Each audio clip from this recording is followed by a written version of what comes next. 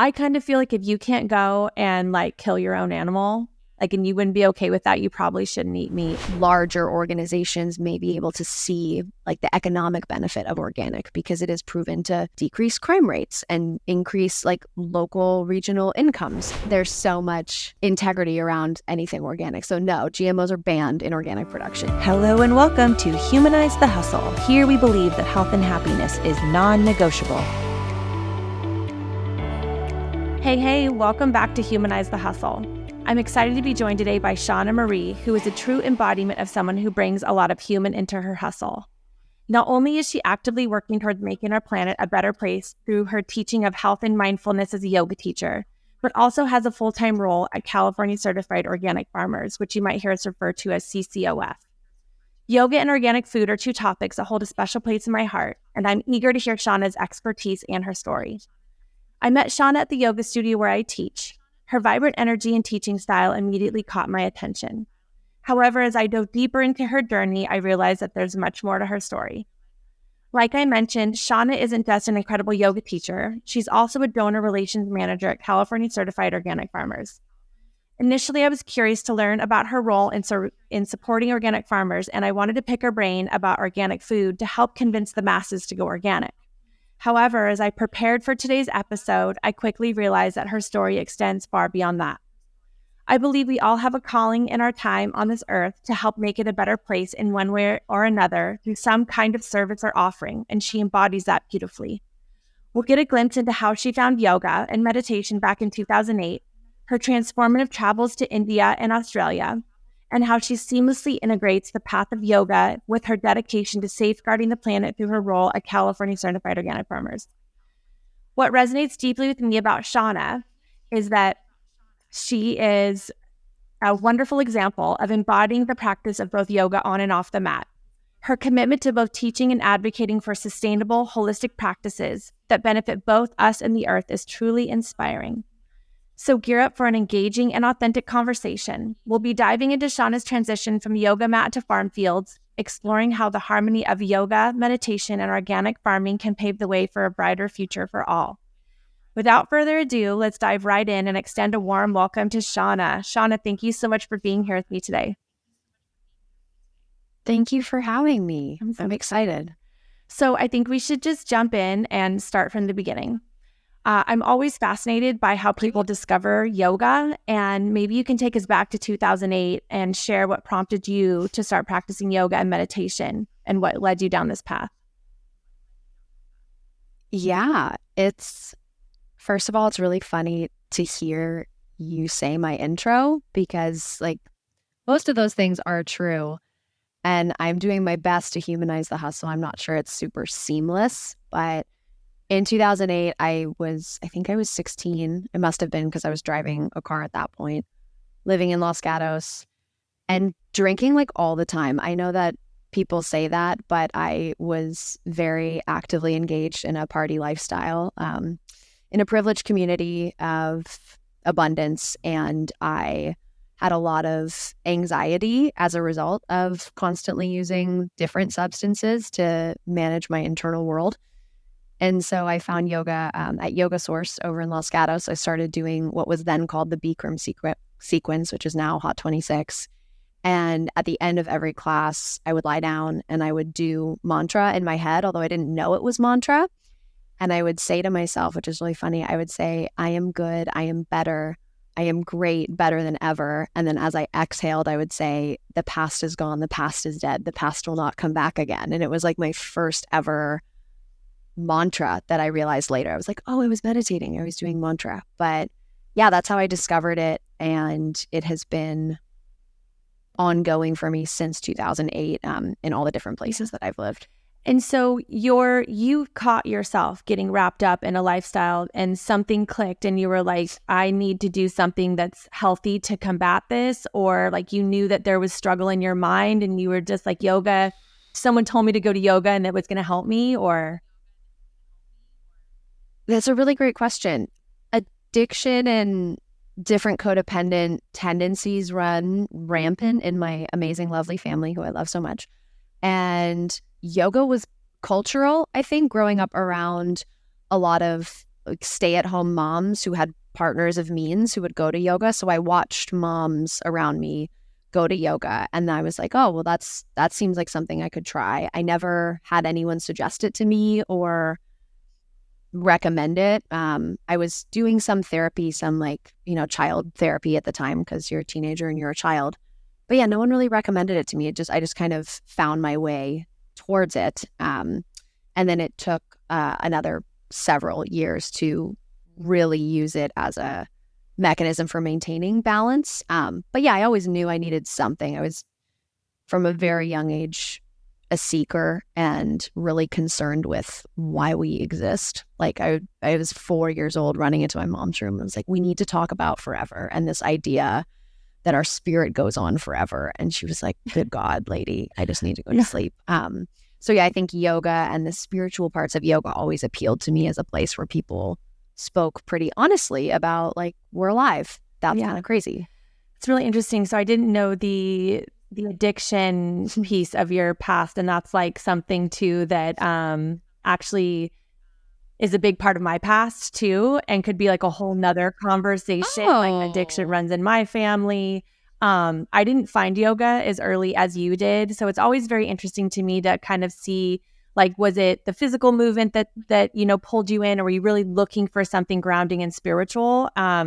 And like for me, when I first got into yoga, it was more physical, and it took me a while to learn and to connect with the spiritual mind body part of it. I just started going with a friend, and I didn't know like how much I needed it. But I like at some point I realized like, whoa, this is the only time in my life that I actually stopped thinking, like and ruminating and like going around and around in my head is when I'm doing yoga. And then I started realizing, wow, it's really like calming for my mind. And then I started, learning more about why and all this stuff. But anyways, the addiction piece of it is interesting. And yeah, I feel like yoga is good for so many things, and just that you found it and tied it back to that, as you were explaining it, you were in a rough place and it was like a place that you went to go feel grounded and safe, and how intuitive it was for you to find this mantra and connect with that piece of it. So that's really interesting. It feels like there's a connection to helping you through addiction, which wasn't something I was going to, talk to you about, but it does sound like there's a connection there. Yeah. Yeah. And I would say it's an ongoing place where I go to feel grounded, because that part of my brain is there all the time. And it's something that I can feed or something that I can nourish with practices like yoga. I would say physical was like the entry point, quite frankly, because I wanted to sweat out the alcohol. Like that was my thought. I was like, oh, I got to sweat this out. I'm going to go to the hot yoga class, sweat it out. But then all throughout my teens and early 20s, when I was at San Diego State, when things were really peaking in terms of substance misuse, I would go to yoga and I would feel quote unquote high after yoga classes. I was taking like a traditional hatha class with an instructor from Brazil. And I went up to him one time and I was like, I don't really know what's going on, but I feel like this is a good thing for me. And he was like, yeah, you're moving energy. It was the first I'd ever been exposed to like the energetics of yoga from an authority.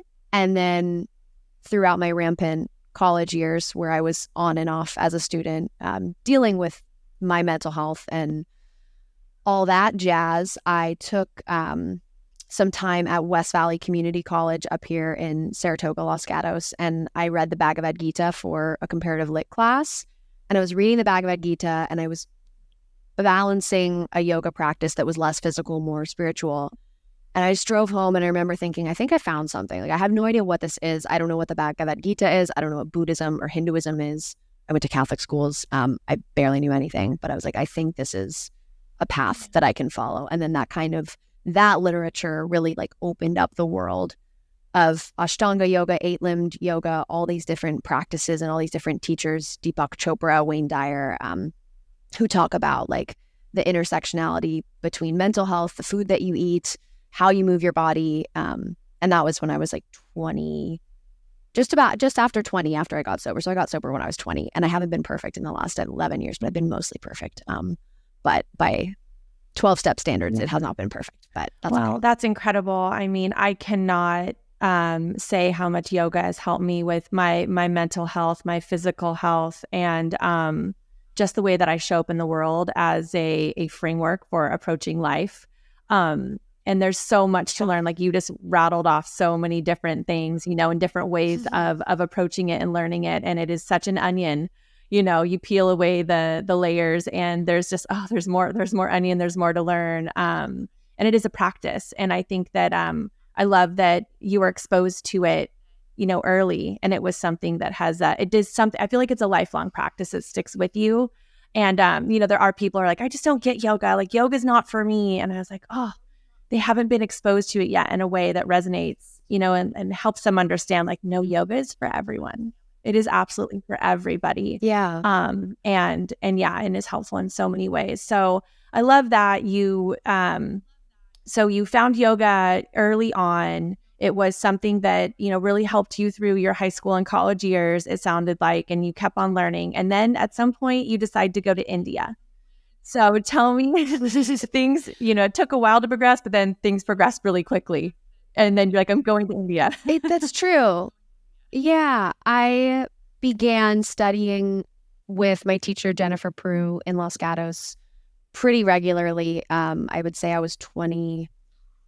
I had dropped out of college the second time. So I was 22, and I was doing all the yin, all the restorative, really addressing underlying PTSD that kind of underlaid a lot of my issues as a teen, and like CPTSD, complex trauma, and just being a highly sensitive person. But yeah, I was studying a lot from like 22 to 25. I had an emotional support animal. I was working at Lululemon, where I learned a whole bunch about goal setting and goal coaching, and Lululemon's approach to like staff training and then staff growth has so much to do with mindset. So they provided a lot of literature, a lot of audiobooks, a lot of nonviolent communications trainings. And of course, they love yoga. So when I said, hey, I think I want to do a 200-hour yoga teacher training when I was 24 or 25, they were like, yeah, take the time off, go do a teacher training.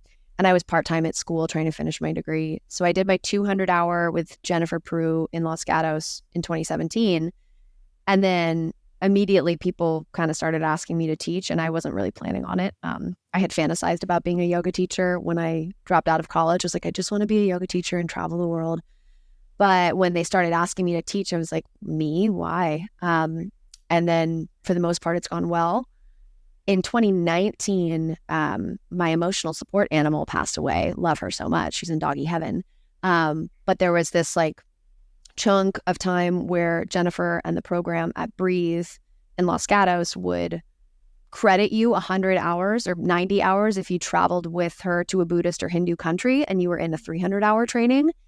And I was in a kind of, can I swear on here or should I not swear? I was in a fuck it mood with everything because I was like, my dog was like going to die pretty soon. I figured, you know what? Might as well do a 300-hour. What else am I doing? I had just started working at CCOF at the time. So it was a big transitional period. And I saw that she was going to India and I was like, hey, you going to India? And she was like, yeah, why? Do you want to go to India? I was like, I don't know, maybe.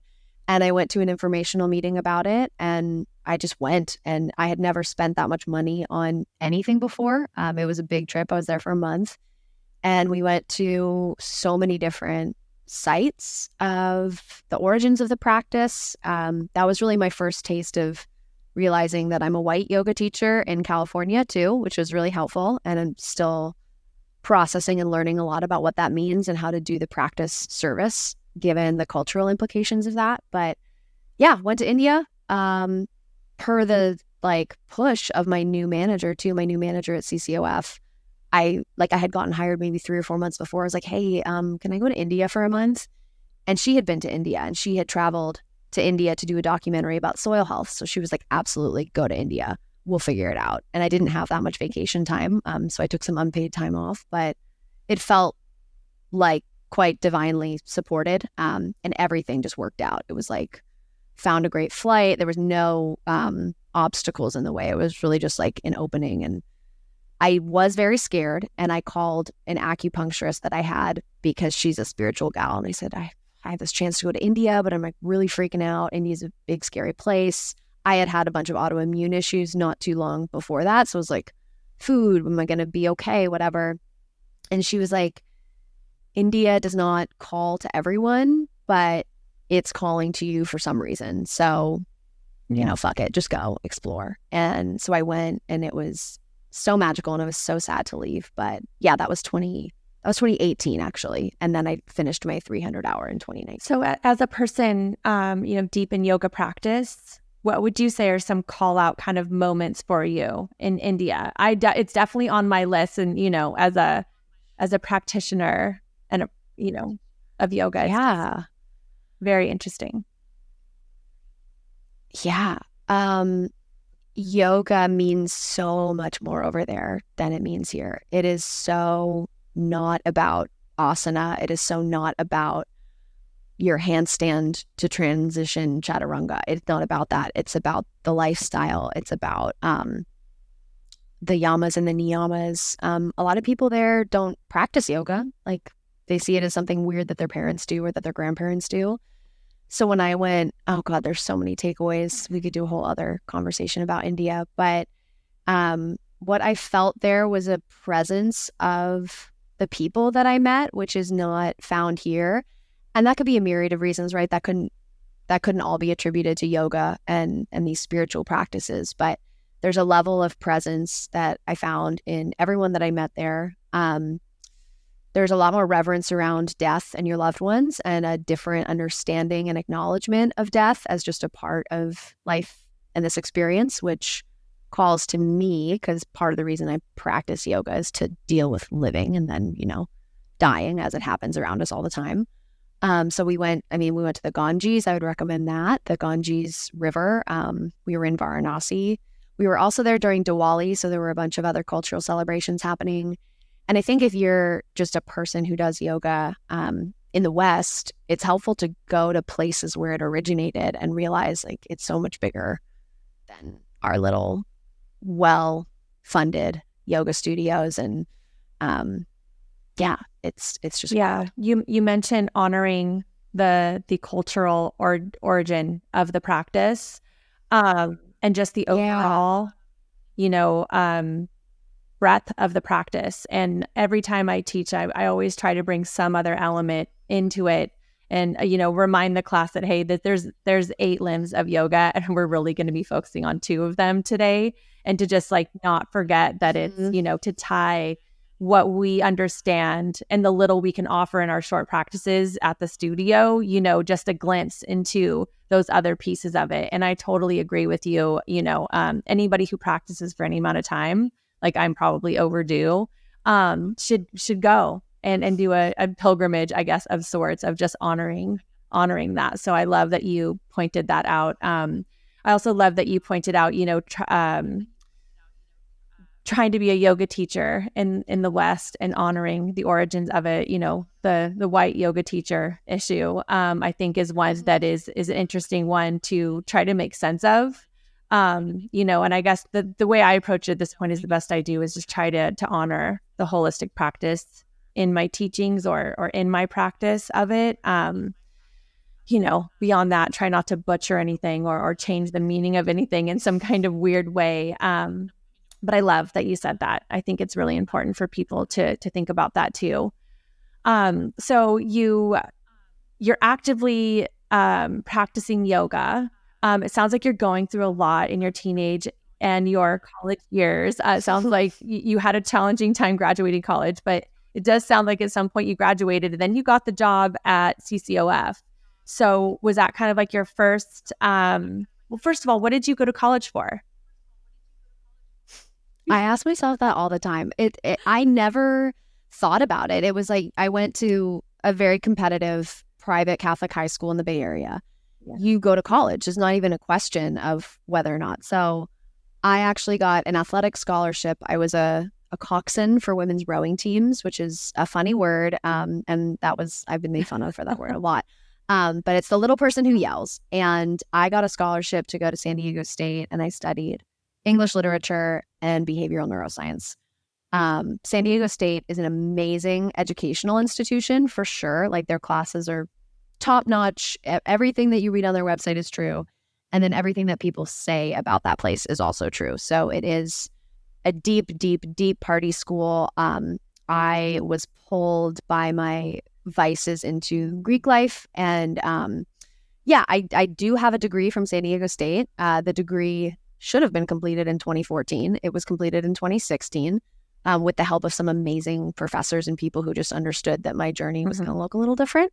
But while I was finishing my degree remotely, before it was cool or popular to do that, I was working at Lululemon. So I was working full-time as a manager of the visual merchandise department at my store in San Jose.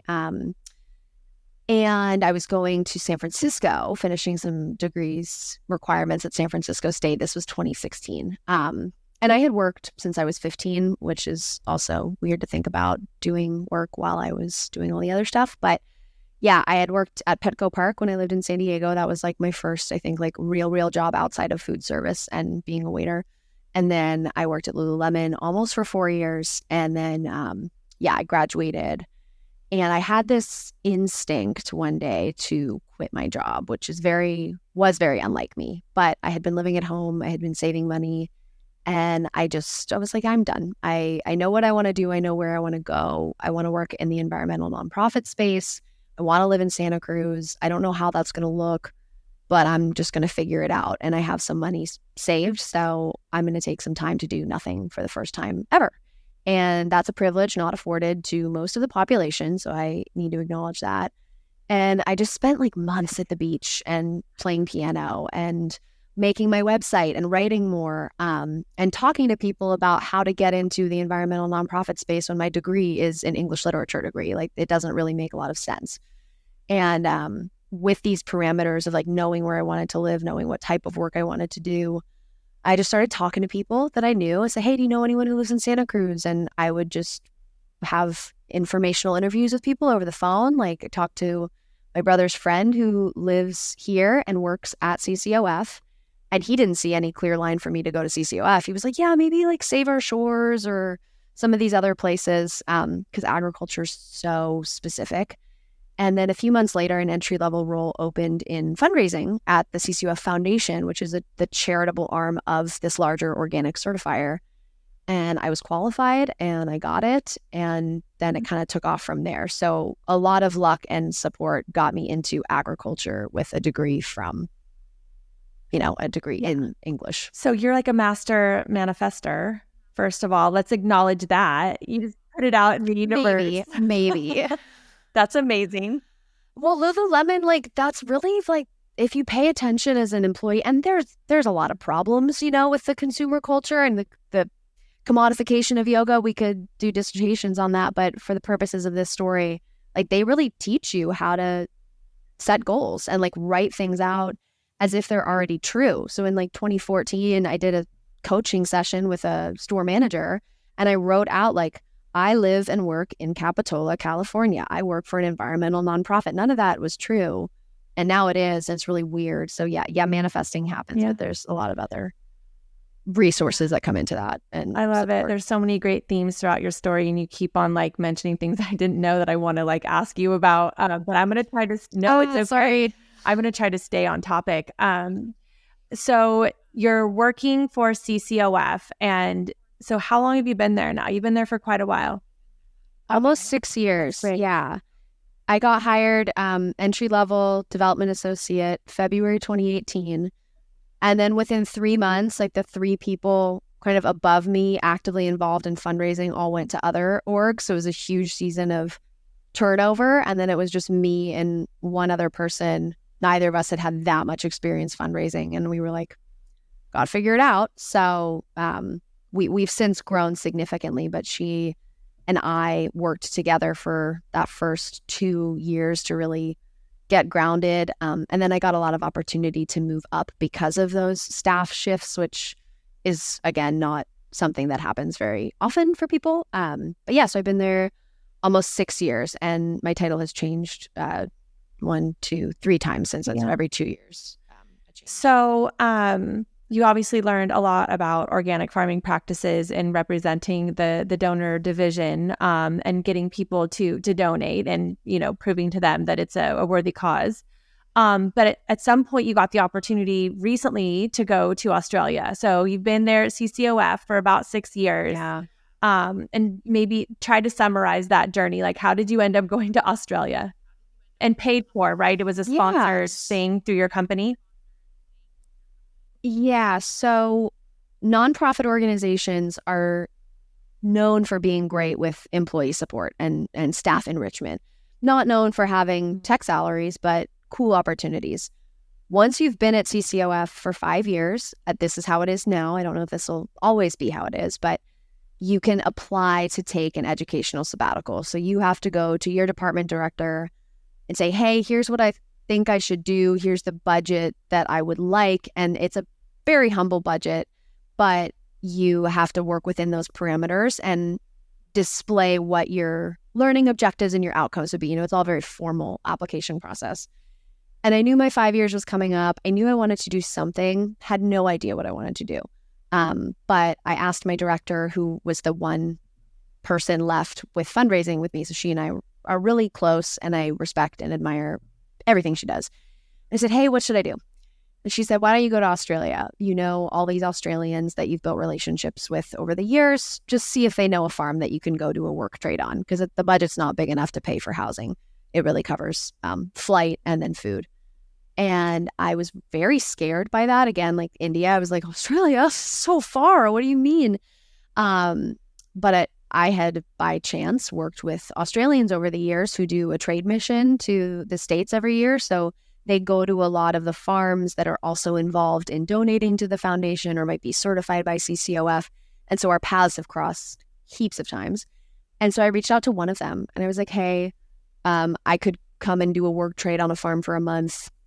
My interests are, food as medicine, really interested in like honey and botanicals, and also biodynamic farming, which is not certified organic. Biodynamic, you might know, but is more involved with like the moon cycles and the phases of the planet and farming that way. And she reached out to someone who knew someone, and they said, hey, write a 1-page cover letter essentially about why you want to come. And they have hosted woofers over the last 10 years. So they were accustomed to different travelers coming in. And I wrote them a letter. They said yes. We got on a Zoom call for 30 minutes in November. And they said, yeah, come on out. And so they put me up in a little cottage on their property in northern New South Wales. And I was going for 5 weeks, spending most days farming or hanging out with the family. I wish that I knew how to drive stick, because I think at some points they were like, go explore the country. And I was like, I can't drive anywhere. So it was a lot of stillness, which again, with the yoga, it's like the most stillness I've ever had that I wouldn't have been able to do without the practices of yoga and mindfulness. And I'm still transforming and transmuting and integrating everything that I learned in Australia. I got back mid-May. But yeah, that's how I ended up in Australia. And what did you, it sounds like you were able to tap into some stillness there and maybe offer yourself a reset, being so connected to just the earth and growing and all of that. But anything in particular that you felt like was a big takeaway from your time there beyond that? Maybe in relating to organic food or organic growing? Yeah, I think as a person who studied literature, who never studied food, who never grew food, whose family didn't grow food, I came to my work at CCOF fairly ignorant of a farmer's day-to-day. And throughout the past 5+ years, I learned more and more about that, but I'm still ignorant. And so living and working on an organic farm, 30 acres, where their sales channels are direct to consumer or retail for the most part. So they're not working too much with larger buyers. But I know there's still so much more for me to learn. One of the biggest takeaways farming wise is just how hard farmers work. Like, people say that, and my peers and colleagues say that all the time. And I say that all the time. But there's a misunderstanding if you're not physically doing the labor, if you're not they have to do everything. They have to do science. They have to do math. They have to pitch and be retail marketing professionals to get their produce purchased. And then even once you have a contract agreement, you might not be able to sell your eggplant because it's not perfectly straight and perfect, there's so many intricacies of the food system, global and domestic, that you can't understand unless you've walked that path for even a short amount of time. And like 4-ish weeks is nothing. They're doing this every day, all year long, not taking breaks, working with their spouse, raising a family on a farm, which is also where they live, which is also where they work, being part of a cooperative of farmers. So yeah, just it increased my respect for all farmers, especially certified organic farmers, tenfold. And it's fueling the work that we're doing now at the CCUF Foundation. And I think there's a deeper understanding of how to better communicate our programs out to potential funders, but also just be able to relate to the farmers that I talk to and see all the time. And just in general, I think we're so disconnected from our food and where our food is grown. Yeah. Not only like vegetables and fruits or grains, but also animal products. Like I kind of feel like if you can't go and like kill your own animal, like, and you wouldn't be okay with that, you probably shouldn't eat meat. And I challenge myself with that quite a bit. Like, could you kill this animal that you're eating? Because if you couldn't, you probably shouldn't eat it, because you have to realize that like what you're eating is a being that had to be like live and die for you to eat it. And I guess the same thing with plants, right? It's like you could torture a plant, give it terrible soil to grow in, rip it out by this, have some kind of commercial growing and, kind of getting into like why organic food is so important. And I love, you just embodying the type of work it takes to get food from farm to table. It is almost like a miracle, and it made it even harder when you try to grow organically, because you're not using the chemicals, and you can maybe talk a little bit about this. Like, what does it mean? What does it really mean when you go and buy an organic produce or organic food? And maybe you can just speak to that in connecting, in the effort of trying to connect with your food more deeply. Like, what does that mean? You know what I mean? Yeah, I do. And it's a lot more nuanced and boring than people know or understand. I shouldn't say boring. Like it is a miracle. It is fascinating, but the certified organic food movement really builds on thousands of years of indigenous farming practices, which is a system-based approach to living on the planet. And most of those practices interweave rotational grazing or livestock in some capacity. So we're talking about just certified organic. This is... No. Those are the farm and land management practices of many indigenous and native peoples before colonization.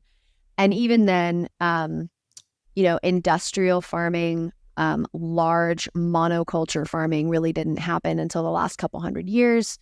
In the U.S., California is a large ag state and has seen its fair share of monoculture farming, which really goes against a systems approach. So in the 70s, in the United States, CCOF and a few other organizations across the country were realizing there was a need to define what organic is, because out in the marketplace, people would say organic and it kind of meant what the word natural means now. Like I could call something natural and sell it and have no legal ramifications. And for better or for worse, they went to the United States Department of Food and Agriculture and said, hey, like, can we have this be regulated?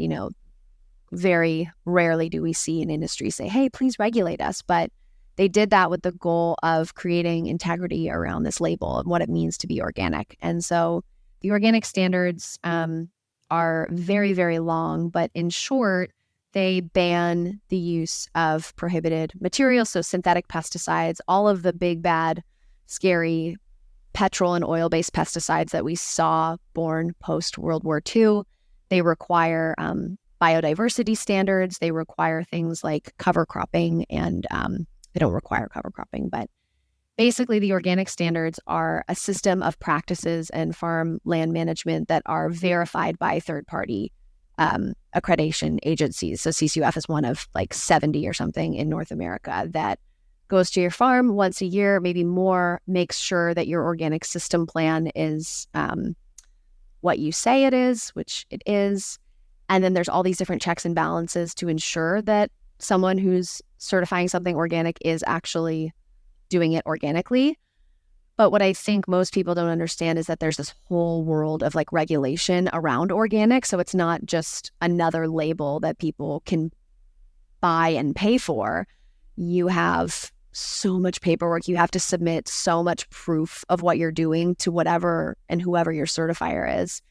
And then all of the organic industry, for the most part, kind of keeps each other in check, because if they see anything sketchy, there's a really great reporting avenue through the United States Department of Agriculture, so they can say, hey, I think that guy might have sprayed.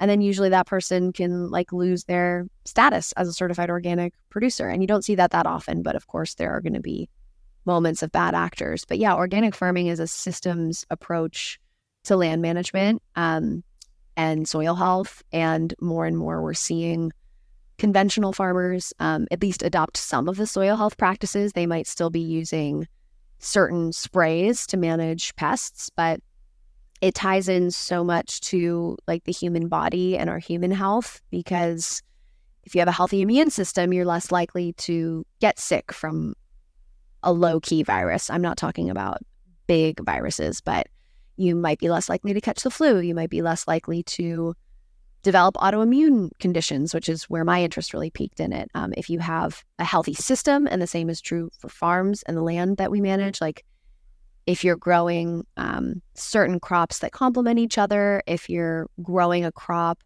that puts more nitrogen back in the soil or different nutrients back in the soil simply by existing, if you're taking care of your soil health and your water management practices, like the system is more resilient to things like climate stress or pests that could take out the whole crop for the season. Not as resilient to really, really extreme climate stress, but all of the studies over the last 30 years that have looked at organic farming systems, certified organic farming systems compared to conventional, indicate that they're so much more resilient to climate stress and pest stress. So I could talk about this for a long time. Well, I love it. And one of the things that I'm hoping after listening to this conversation, people walk away with is just a deeper understanding and a deeper conviction around, purchasing and spending money on organic foods. Also, understanding the importance of yoga. And I feel like there's going to be a point where we come together and the two very much connect, and we will make that connection here soon, because yoga is an approach to life. And I love how you have not only embodied that in your practice and in your studies of yoga, but in your work, tying it back to the organic food. It's working for a company that is so aligned with the preservation of our environment and the quality of our food. And in that, promoting that quality of our food, it is the health of everyone on our planet that is eating that food.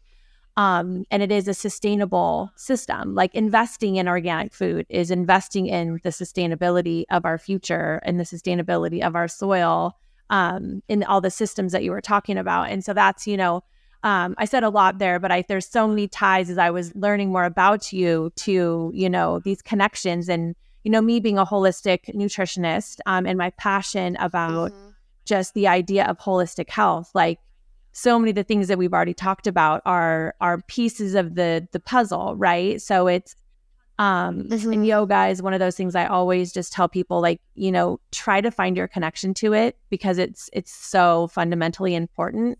And then when you are eating food and extending that lifestyle or that perspective, like choose foods that don't harm the environment. And those foods that don't harm the environment are then not harming you. So like the idea of ahisma, right, in yoga is like non-harming. And so in everything that you do is in a non-harming approach, in dealing with your mental health and applying your use of yoga. So it's interesting. And as I was getting ready for this, I was like, oh, like I said, I was going to talk to you just about organic food, but I'm like, no, there's a theme. Right. And this is why, you're such an embodiment of all the things that are good in the world. And no, oh my it's gosh, beautiful. The struggles that you've brought up, like it's so human. And so anyways, I'm just in trying to connect the bits and pieces of the story here. I just think it's it's so wonderful to bring these things to life and embody them in a journey. Thank you. I do feel so deeply supported by so many. And for me, the yoga, the food is all one. Like when I first got sober, my body was a wreck. I had insane autoimmune issues as a complication of PTSD and eating like dirt and smoking cigarettes. And my acupuncturist, when I was 20, was like, hey, here's some herbs. I was like, what's an herb? And my Kaiser doctor, they provide great healthcare, but they weren't equipped to address the system, right? They treat human health similar to how a conventional farmer might treat a pest, but by wanting to spray it. Like, let's just treat the symptom and not the cause. And they wanted to put me on prednisone when I was 20, which is a really high anti-inflammatory steroid that can cause a lot of other unwanted issues with your organs. And that's how I found organic food. I had an Ayurvedic health coach in Los Gatos, Jana Kilgore, who also used to teach at Pleasure Point Yoga, who now lives in Kauai. But she was like, organic. And I was like, what do you mean? And then I read Paleo for Autoimmune, and I was learning about bone broth and learning about good meat and Chinese medicine and how certain health conditions do require certain nutrients, however you want to get them. And so for me, yeah, they are all interrelated. The farmers that we work with and support are healing everyone with their food. Like their food heals. And then the practices of yoga, mindfulness, community support, like the community is the biggest piece, I think, for me in healing. Like all these different people that showed up that I had access to, that I had financial access to, like emotional access to, again, something not afforded to everyone, but these different coaches and teachers that were like, hey, actually try this or take this aloe drink. And you just start to like marry the two together. And there is no separation for me because farm health is human health.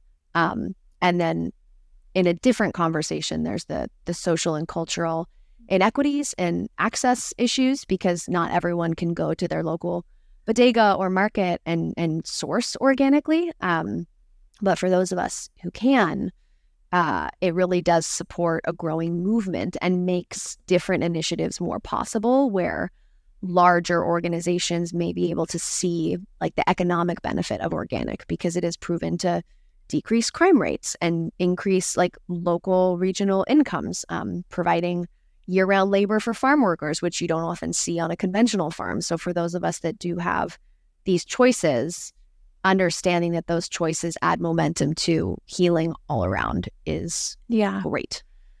That's beautiful. And, you brought up a couple times just the, that we are coming from a place of privilege, of white privilege. And when we say a lot of these things, you growing up in Los Gatos and I grew up in Aptos. So, I wasn't ever I wasn't ever without. But, I think everyone has their struggles. I can relate with a lot of them that you have shared. And I just think we do the best we can with what we have access to. And I think knowledge is power. And so for someone who maybe doesn't have the means and the access, I think always learning and keeping yourself open to listening. And let's say, even if you only have access to a Walmart, you can still. Oh, Walmart's actually great. Sorry. Yeah, I haven't checked how much organic food there is at a Walmart, but I mentioned that because I think there's access, throughout at least the United States to Walmarts.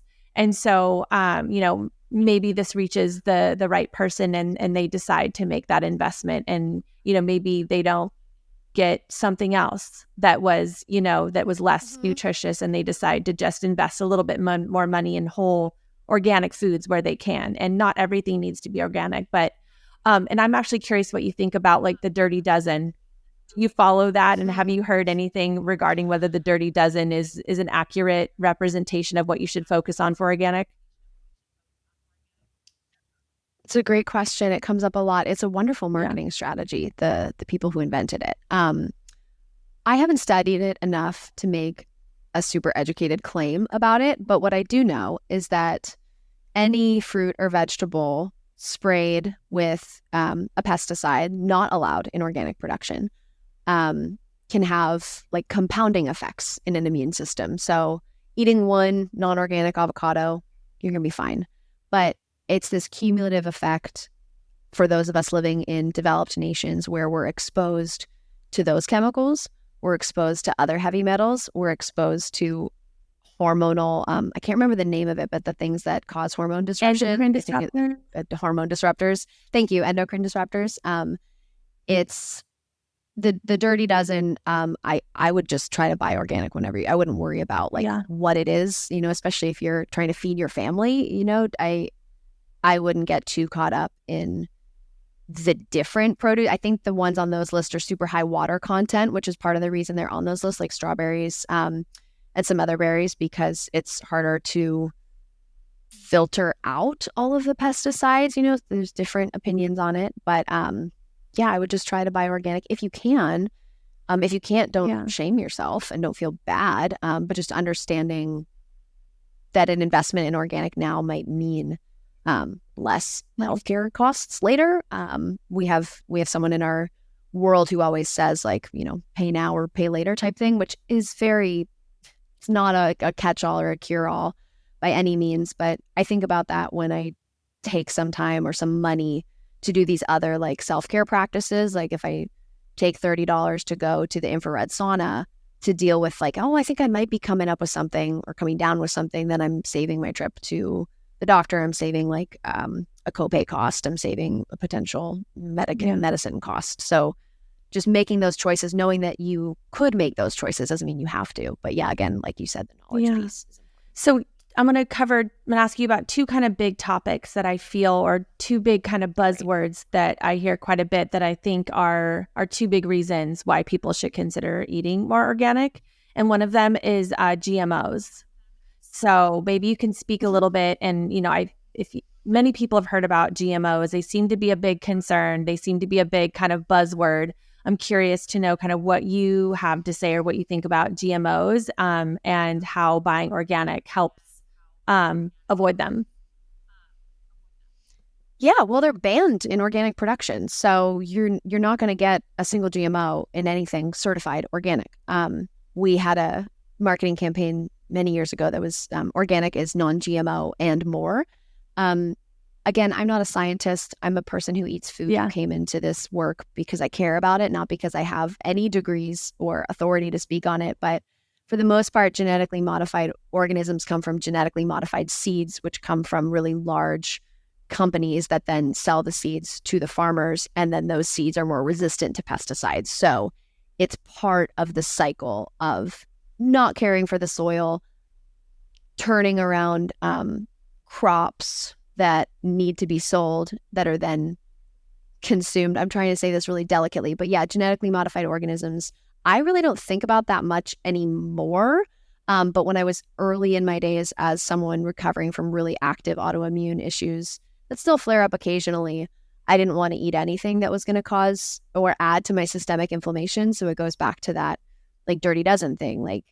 I'm sure if I had a GMO popcorn tonight, bowl of GMO popcorn, one bowl is not going to hurt me. But if I'm already struggling with a compromised immune system, health issues, I don't want to add those chemicals. I don't want to add potential genetic modification, right? Because our bodies get confused when they read that stuff because it's not how we have evolved over the last however many years. It is a newly introduced way to eat and consume food that isn't still fully understood, but a lot of research and data indicates that it's not healthy for you nor the planet. And one thing I wanted to plug too about organic farmers before I forget is that if you're choosing to support organic farmers, you're not just making yourself and your family healthy, but you're also investing in the health of frontline communities, of farm worker communities that aren't being exposed to these chemicals.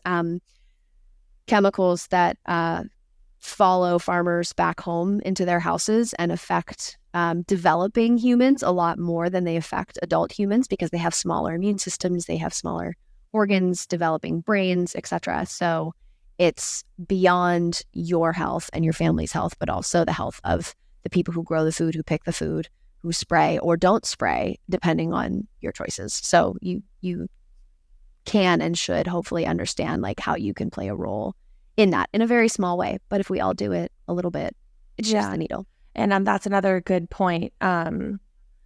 You hear about so many things happening to the field workers of conventional farming fields. And you see them out there in like hazmat suits, spraying the food we're going to eat. And you're just like, how can that be okay? I've seen those pictures and that just spoke volumes to me of like, here's another reason, like if the people that are spraying and growing your food are wearing a hazmat suit, you probably shouldn't eat the food that comes off of that. Yeah. And I mean, they're not doing it because they're bad people. The farmers who are choosing to farm that way aren't doing it because they hate the soil or they're these bad, evil people, but they're part of a systematic issue that our nation has developed over the past however many years. And the people who are spraying that are doing it for a paycheck, often coming from economically disadvantaged or underserved communities, and they want to send their kids to school. They want to pay to feed their kid. It's part of these issues that are much larger than like do or don't do that. Not black or white at all by any means. But yeah, I'm sure, and I've talked to a lot of them, and the research indicates that they would love to not be spraying those. And many of them that we've worked with who used to maybe work on conventional or non-organic operations, they would come home and they would like change in the garage and, shower outside or do all these things so that they can hug their kids when they come inside. And then once they transition to organic or maybe find work on an organic operation, come right home, hug the kids. Kids can come to the organic farm. They don't have to wear masks. They can just be in nature, talk to a butterfly, talk to a bee. It's so super important. And so GMOs, I've also heard that GMOs, because of their makeup, are not as nutritious because they're genetically modified. So, the most nutritious are usually like the heirloom varieties. Would you agree with that? Do you know anything about that at all? Just like not only the quality of the soil that we're growing in to make sure that the nutrients that come up into the plant, are adequate, but then also if you're getting GMO based seeds compared to like an organic heirloom varietal that actually and I don't know exactly what the reasoning is, and maybe you can speak to it, but that also kind of furthers the health of our environment, is to have these species that are a little bit different from each other and not exactly little carbon cutters of this one plant that's not going to have like any problems and do exactly what it's supposed to do. Like that just isn't healthy either. Yeah, it's so layered, as most of my answers are, because you need to feed a growing population, and that can be done organically. So we produced a research report a few years back that detailed the different benefits of organic, citing all of the latest research, peer-reviewed scientific literature. There needs to be more peer-reviewed scientific literature. Organic specifically has been underfunded, but most of the studies indicate that organic produce, organically produced livestock, organic milk, all of these different commodities that are grown organically are much more nutritious than their conventional counterparts that provide many higher nutrient profiles. All the different vitamins and minerals generally are higher in organically produced products than conventionally produced products. If you ask someone else, they might have a different thought. They might be able to cite different studies, but what I try to do is look at who's funding the studies, how the studies were done. Again, I'm not a scientist. I just work with a lot of amazing people who share these tidbits with me that I bring out into funding meetings. But yes, it is more nutritious. Genetically modified foods are interesting, to say the least. And I understand why someone would think that they are necessary to feed a growing population. But again, if you can choose, I'd say just don't. Just go for support and right. So to confirm, if you're buying organic, there's no GMOs in that food. No, it's banned. It's not allowed. You like what people don't understand. Like there was a farmer. I don't know his name. I don't know much about it, but it was in the 90s. Or no, it was after the national organic standards had been adopted. So it would have been after 2001. And basically, they were using the word organic and not doing it organically, and got caught. And even if that happens today, it's like the fines are insane. Like you could be fined up to $10,000 per individual false claim, right? So if you're selling even 30 items in a month for a very small, like that's a $300,000 fine. I'm not a math person, but like there's so much integrity around anything organic. So no, GMOs are banned in organic production. You cannot and you do not use GMOs if you're an organic. So I think that's a big benefit. Thank you for all that. The other thing I wanted to talk to you about was glyphosate. So that's another buzzword, and hopefully I said it right. Hopefully I said it right that time. I butcher it sometimes. Basically. Okay. Glyphosate. Whatever. You said it kind of fast. Okay. Because it's spelled glyphosate, but it's glyphosate. Anyway, say glyphosate, everybody. Okay. Yeah. Could you provide just a kind of a brief overview of what you know about that? And explain like why people should care and be aware of it. I think it's a really great word and a great, I'm not going to call it a great pesticide because it's not, but it is one of the most popular pesticides that has gotten a lot of attention because it was the primary ingredient used in Monsanto's Roundup, which was marketed and sold to a large international community of home gardeners saying this is totally safe to use. What I will say is that glyphosate is one of hundreds of really gnarly pesticides that are banned in organic production. Many of these pesticides, and I might butcher this word, their primary way of killing pests is something called a neocorticoid, I think is what it is. But basically what it does to like a bee or a butterfly or a bug that you don't want is it goes so deep into their nervous system that it kills them from the inside out, right? So that's one little tiny bug getting a little tiny exposure. But it goes back to this checks and balances of how much chemical exposure you might want or not want in your life. And glyphosate is, again, one of many pesticides that we are exposed to. If you live near a golf course, if you live near a school, if you live near a large yard, it's probably being treated with glyphosate to this day, unless you or other local officials have banned that. So it's a little less, it's not less of a concern for the food system because it is used in the food system too. But the people that are in my world are much more concerned about a lot of other pesticides that don't have these catchy names that are polluting our water and our air. And that's what glyphosate, and there's some amazing organizations working to change that. Non-Toxic Neighborhoods is helping local people and organizations make these changes at the local level by providing policy support. So your kid's school won't have glyphosate sprayed on the soccer field, and someone who's a growing human might not get Hodgkin's lymphoma. You know, there's ties of glyphosate and some of these other pesticides to really negative human health outcomes, fatal human health outcomes. There was a very large lawsuit that just got settled for a man who was, I think, a schoolyard maintenance person who sprayed glyphosate every single day for 30 years and then had really devastating cancer that they could kind of say for sure was caused by that chemical exposure. So yeah, glyphosate, one of many bad things that we need to get out of the system. And a lot of these chemicals are not allowed in other countries. So in Europe, like, you just can't even use it. Even if you're not a certified organic farmer, there's different parts of Europe that ban chemicals that we don't ban in the United States for a myriad of reasons. So that is my glyphosate spiel. And I will say everything that I say is my personal thing and not representative of any organizations that I appreciate that. Noted.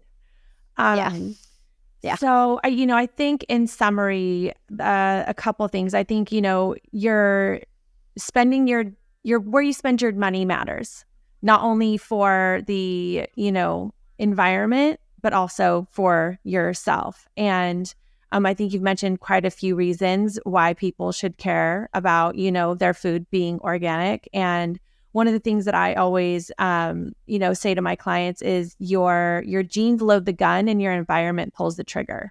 And so it's a game of really trying, if you want to be healthy in this world, you really need to decrease your toxic load. And that's one of the reasons why I'm really passionate about organic food, not only for the benefits of keeping a, sustainability in our food systems, but also, just because if you're eating a lot of conventionally grown food, you are getting exposed to a number of chemicals that is in addition to the, hundreds and hundreds of chemicals you're getting exposed to every day, whether you're taking your kids to school and walking across the lawn, or you're getting in your car and you're breathing in the exhaust from your car, or you're drinking your water and maybe your water's not filtered. And it adds up over a while. So, I think this is one of the areas I think people should really consider being more mindful in, because it is just so impactful. That $1 you spend or $5 you spend on organic food is a vote for yourself and like for our environment.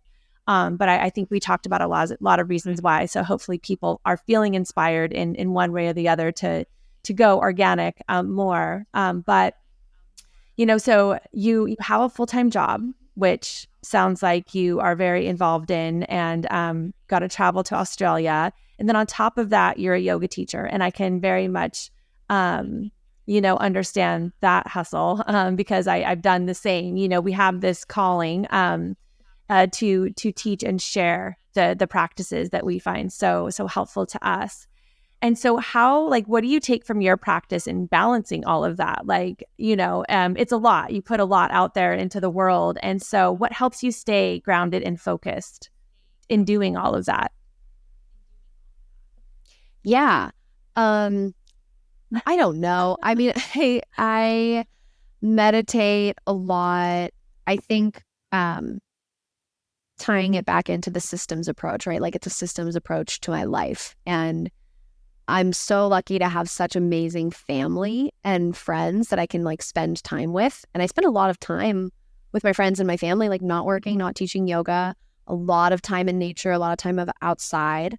I don't have kids, which I think contributes to my current career success. I would imagine if I had a family that I had to raise and care for, it would be much more challenging to stay grounded and present and centered.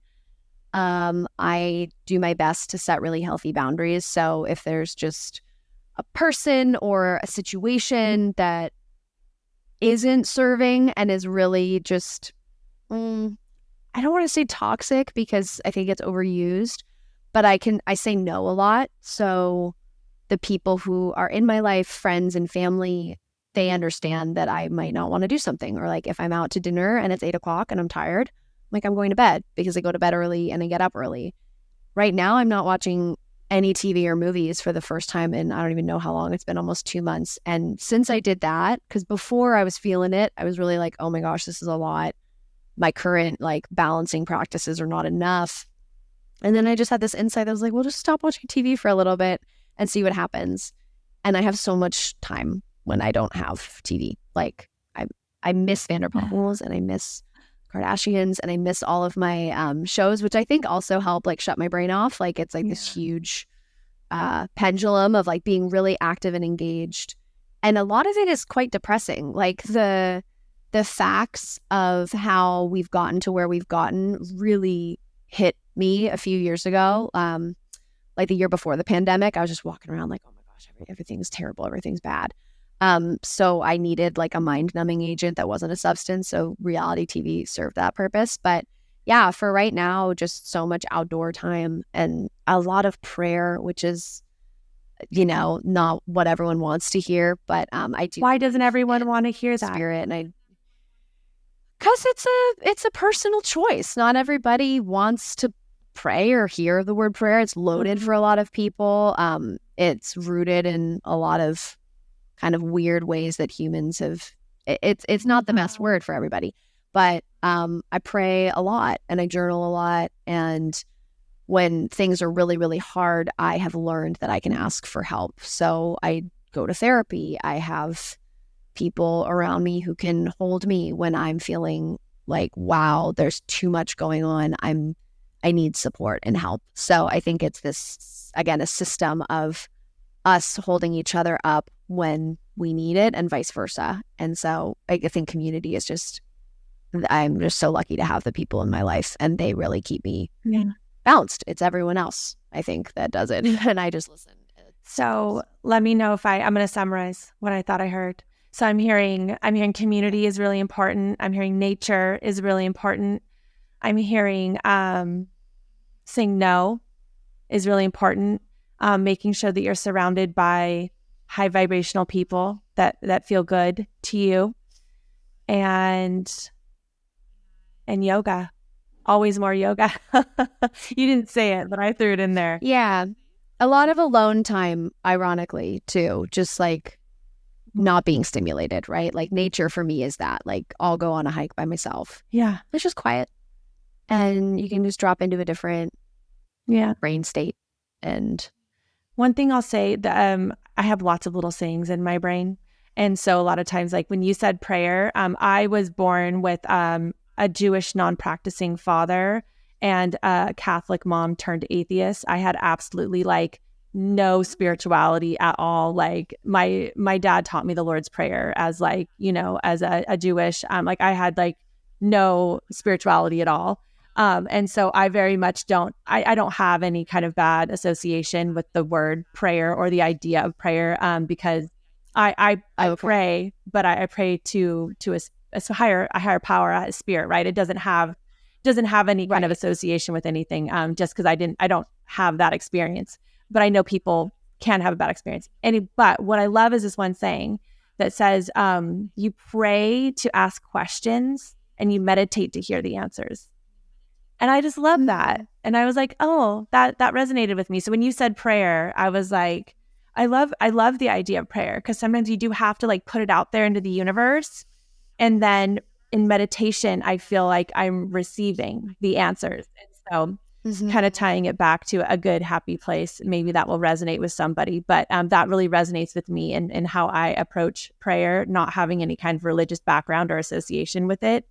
So when you said it, I had a very good reaction, because I was like, yeah, I love that. Good. But I do like the sensitive to that people don't.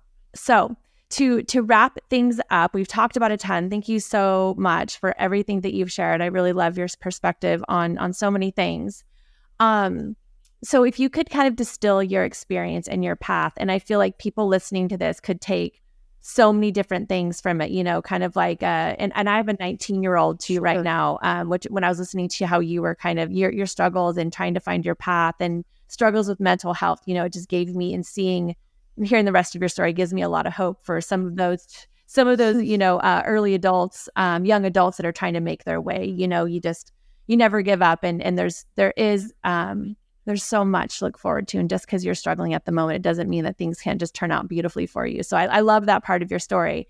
But if you could maybe distill like a theme down to like a single theme in your life, that would maybe help someone embarking on a journey,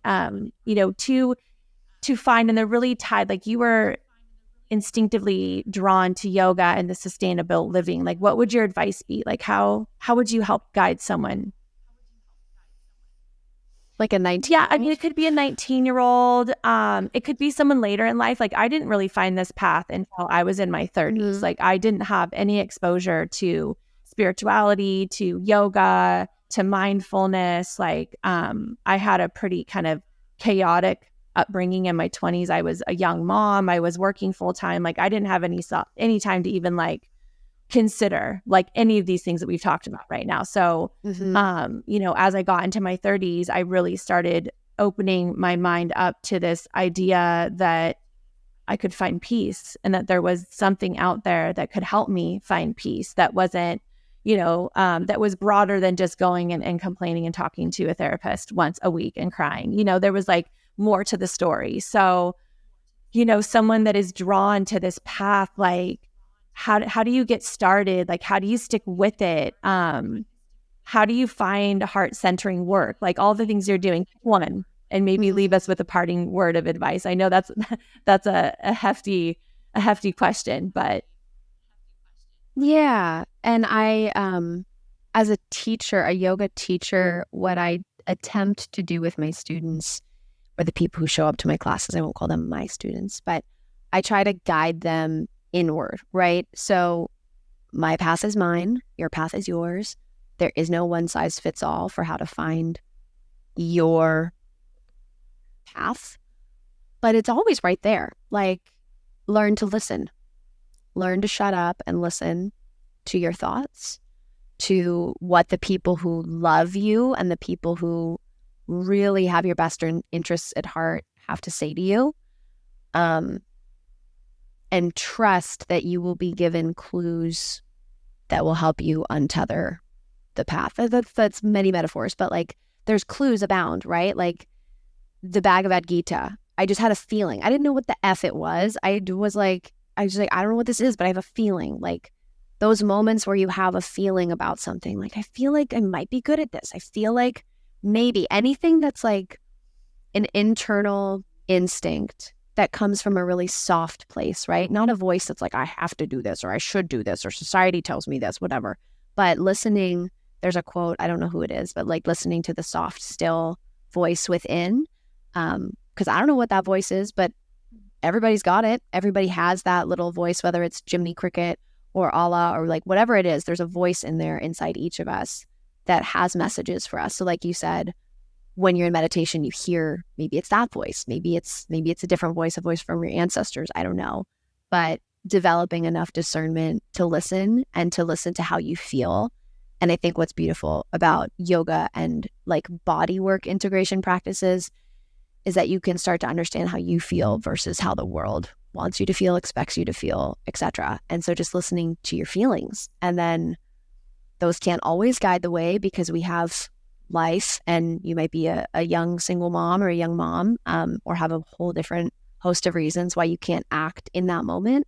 But just taking daily action, like based on those little voices, like maybe I'll take a different route to work today. Just change it up. Do one thing a day that scares you. That was another thing that Lululemon taught me. Like when I was really trying to make the shift, it was like, and every single day I was like, does this scare me? Yeah. And I was like, okay, I'm going to do it. I've now pivoted away from that because in inner child work, my little girl was like, can you just stop for a second? Like stop pushing me. So I was like, okay. But yeah, just listen to your inner voice and develop a really strong connection to yourself because there's so many voices that want to tell you how to live your life and want to tell you what you should do and what your path should be. And they don't know because they're not living your life. You're the only one that's living it. So it makes the most sense that you would be the one who knows. And if you don't know, get really still, get really quiet, find people you trust. That's not distilled. No, I love it. And actually it reminds me of another saying, and I forgot who said it, but the quieter you get, the more you can hear, which is another nod to yoga, the yoga practice and the power of it in getting quiet in your mind. And shout out to Lululemon before we wrap up here. Like they sound like a great place to work and really helped you on your path and invested so much into you. So, that's wonderful to hear that they're such an awesome company. So that's in wrapping up, how can people find you? Where are you on the internet? Oh yeah, on the internets. I'm on Instagram at Shawna Marie Yoga. I'm online, www.shawnamarieyoga.com. It's SHAWNAMARIE. And my agricultural work is more on LinkedIn, so you can find me on the LinkedIn platform. But yeah, Instagram and my website. Instagram is usually where I'm posting. I really, really enjoyed our chat today. Thank you so much for being here. I know we went a little long, but thank you so much for all of your wisdom and sharing of your story. And I'll see you in class soon.